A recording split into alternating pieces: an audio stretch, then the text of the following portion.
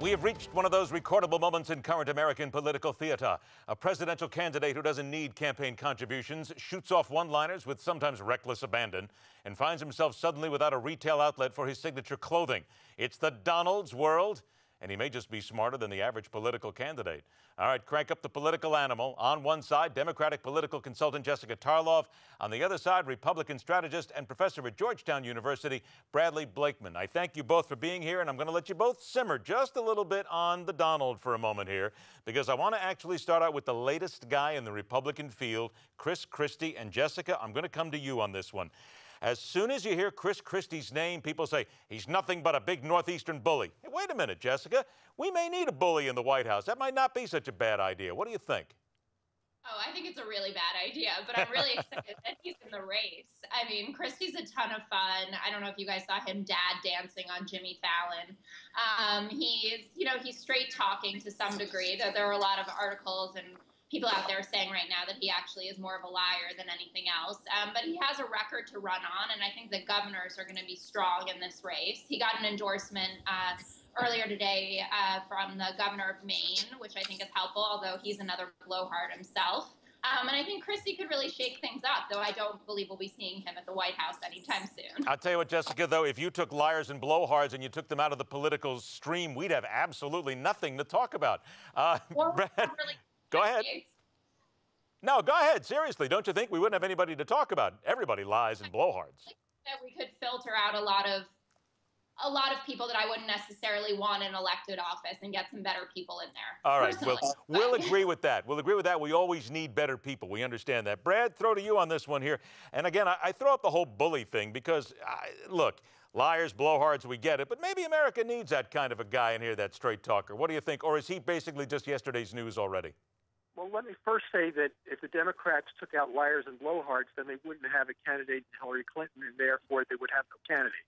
Now, having said that, I think Chris Christie, being a governor in a purplish-blue state, a two-term governor who inherited a mess from Democrats and has done the best he can in holding down the budget, giving relief of property taxes, reducing the size of government. His vetoes have not been overpowered by the Democrats in the legislature. He's a straight talker. I think he adds a lot to the Republican field. I wouldn't discount him at all. And I know Democrats want to talk about Bridgegate, but nobody else does, and certainly not any of the prosecutors would with regard to the governor. He may have had a couple of bad apples in their staff, but I think Hillary had a couple of bad apples, and one of them was her husband in the White House. So I welcome Christie to the race. I think he has an important voice, and he's certainly a colorful, straight talker. All right, so I'll throw this to you then, Brad. As far as the next guy is concerned, while Governor Christie works his way up the ladder here, let's get back to the Donald here. The comments that he made have everybody on both sides pretty angry here. But the real issue here is the comments that Donald Trump made, could they hurt the Republicans overall and basically keep Hispanics from saying, look, if he thinks that way, that's the way Republicans think, I am not going to vote for them no matter what? Yeah, I mean, he can do a world of hurt to Republicans if Republican candidates don't stand up and repudiate the comments that he made. To sit back and say nothing is an admission or tacit admission as to what he said. And do you think it's a mistake, Brad, because no Republican candidates have come forward and said that? Do you think that's a big strategic mistake? Yeah, it's a mistake. They should stand up and say that there's no place in the Republican Party for that kind of position and for that kind of disparity to important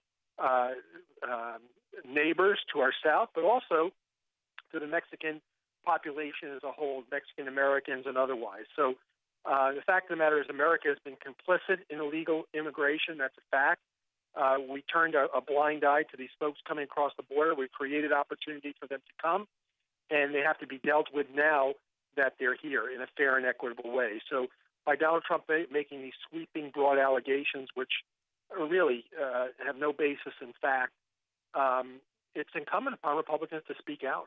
All right, Jessica, so then with what Donald Trump said, we've seen it, the left has already talked about just how angry they are about all this, but is it not possible that it reopens the whole immigration debate? Because, let's face it, there's a slice, just a slice of truth in what he said, because some of the people coming over the border illegally are criminals. That is a fact. Yeah, I mean, that's going to be a fact in any population, but it doesn't change the fact that what he said is horribly offensive. And I would completely agree with Brad in that this is an opportunity for candidates in the Republican field to get out there and to say, this isn't how we think about things, especially, you know, my mind jumps right to Jeb Bush, who's talked about comprehensive immigration reform before. And I mean, I think it's great for immigration to be coming up again as a big point. You know, 55% of Americans right now feel that the federal government has been complicit in aiding illegal immigration.